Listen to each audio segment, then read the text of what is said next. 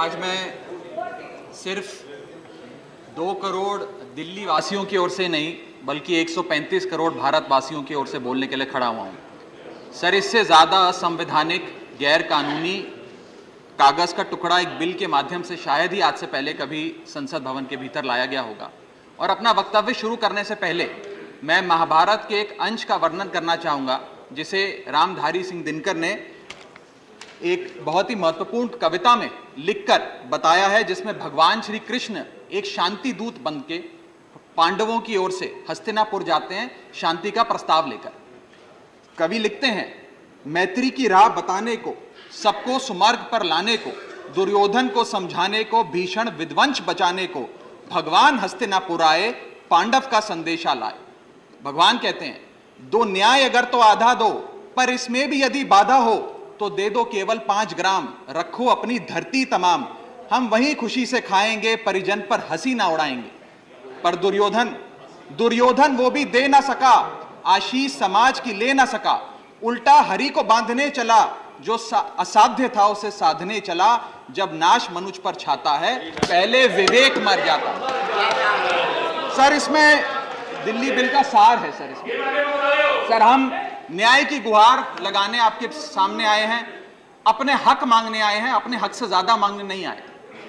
Sir, मैं अपने वक्तव्य को 3 भाग में बांटता हूं। पहला कि यह बिल कैसे एक राजनीतिक धोखा है, पॉलिटिकल फ्रॉड है। दूसरा, यह कैसे एक संवैधानिक पाप है, कॉन्स्टिट्यूशनल सिन है। और तीसरा कि यह एडमिनिस्ट्रेटिव लॉकजैम यानी कि प्रशासनिक गतिरोध दिल्ली में कैसे पैदा कर देता है। सर, पहला राजनीतिक धोखा, यह कहानी है सर 1977 से लेकर 2015 की। लगभग 40 साल का लंबा संघर्ष भारतीय जनता पार्टी ने दिल्ली में पूर्ण राज्य का दर्जा स्थापित करने के लिए किया। 1977 में जब 3rd मेट्रोपॉलिटन काउंसिल दिल्ली में था, उसमें जनता पार्टी की सरकार थी। उन्होंने मता पास कर कहा कि दिल्ली को पूर्ण राज्य का दर्जा बनाएंगे। लगातार पूर्ण राज्य की दर्जे की मांग करते करते ये 1989 का लोकसभा का मैनिफेस्टो मैं बीजेपी का लाया हूं। 1989 के मैनिफेस्टो में पेज नंबर 361 पे पॉइंट नंबर 10 पे ये कहते हैं, grant statehood to UT of Delhi. यानी कि 1989 से लेकर लगातार ये लोग दिल्ली को पूर्ण राज्य का दर्जा दिलाने की मांग करते रहे। यहां तक कि जब 1991 में कांग्रेस की सरकार ने दिल्ली में विधानसभा का गठन किया, उससे भी ना पर्याप्त मानते हुए लाल कृष्ण आडवाणी जी, मदन लाल खुराना जी सबने बयान दर्ज कराए कि यह भी दिल्ली के साथ न्याय नहीं है, दिल्ली को पूर्ण राज्य का दर्जा मिलना चाहिए और हम इसके लिए आंदोलन चलाएंगे। और लगातार इन लोगों ने संघर्ष किया, आंदोलन किया। सर, 1999 में फिर अपने मैनिफेस्टो में बीजेपी ने, ये 1999 का मैनिफेस्टो है, ये जारी कर कहा कि हम दिल्ली को पूर्ण राज्य का दर्जा देंगे। Page number 132 point number 31, we will give full statehood to Delhi. Sir, इन लोगों ने बड़ा आंदोलन चलाया, संघर्ष किया, सड़कों पे लाठियां खाई, न जाने क्या क्या किया दिल्ली को पूर्ण राज्य का दर्जा दिलाने के लिए। और अंततः वो दिन आया जिस दिन वाजपेयी